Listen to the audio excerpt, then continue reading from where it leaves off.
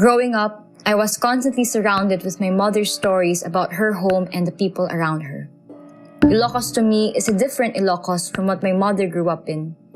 When we go to Ilocos, while my mother is coming back home, I am only visiting.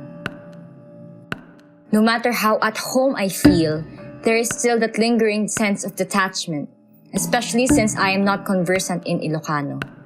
I have no idea why I was not taught the language, but I am sure my mother tried. I was just not able to pick it up. Unlike Ilocano, Filipino and English were taught in school, so I was able to be fluent in these languages easily. However, this unfamiliarity with Ilocano made me unable to understand what my relatives were saying during family reunions.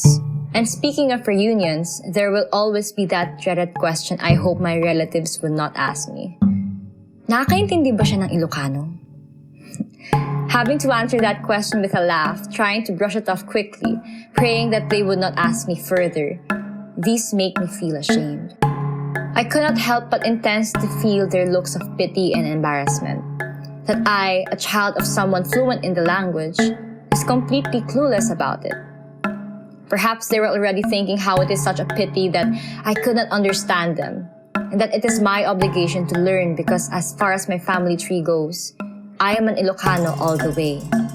The aftermath of the many conversations that I have had would eventually lead to my slow detachment from my home province. I would often have doubts if I should be considered an Ilocano. With questions I ask myself, why could I not understand them? Why was I not able to pick it up? Am I still considered an Ilocano? Or am I now a Marikina girl who is hiding under her patched-up Ilocano roots? We were given the freedom to choose the topic of our senior high school thesis. I became determined to focus on my Ilocano roots, an attempt to look for reasons and answers on why I ended up in this situation. A 100% Ilocano questioning the validity of her Ilocano-ness. Talking with various people from the Ilocano community, gathering and unraveling family histories in diaspora, and finding parallels of their stories and my own led me to a realization. These narratives are visibly manifested in hand-woven Ilocano inabel. The inabel, as we are all familiar with, is a product of an Ilocano's diligence and patience. One cannot weave without going through the 9 grueling steps just to set up the loom. Apart from it being a representation of the Ilocano's artistry, the inabel manifests the Ilocano values being passed on from generation to generation. These values are then taught to us by our parents, and this is how they raise us. May it be to work diligently or to be prudent with our hard-earned money. Our Ilocano-ness is still evident, even when unfamiliar with the language, because our upbringing is that of an Ilocano.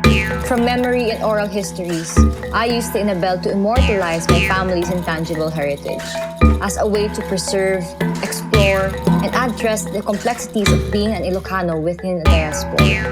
By interweaving the objects of the past and the creations from the present, my artwork concretizes a family's intangible heritage, and at the same time revisits and reclaims my ancestral belonging.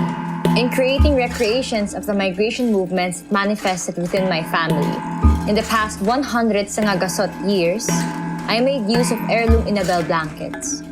For from the sagut, or thread, of the older generation's inabel, emerges the sagut, gift, for the younger generations to cherish. With the convergence of familial visuals from the past and present, I reach a conclusion. Looking into the past is my way of moving forward. To acknowledge the things that I do not have, things that are rooted in my family's histories, and to express my frustration of not knowing, thereby allowing me to find closure. That despite the cultural, linguistic, and generational differences that resulted from a century of migration, I am and will always be an Ilocano. At the start, I asked myself, am I Ilocano enough? To which I now say yes, I have always been an Ilocano, no matter where I am or what language I speak. And now I have come home. Thank you for being here with me.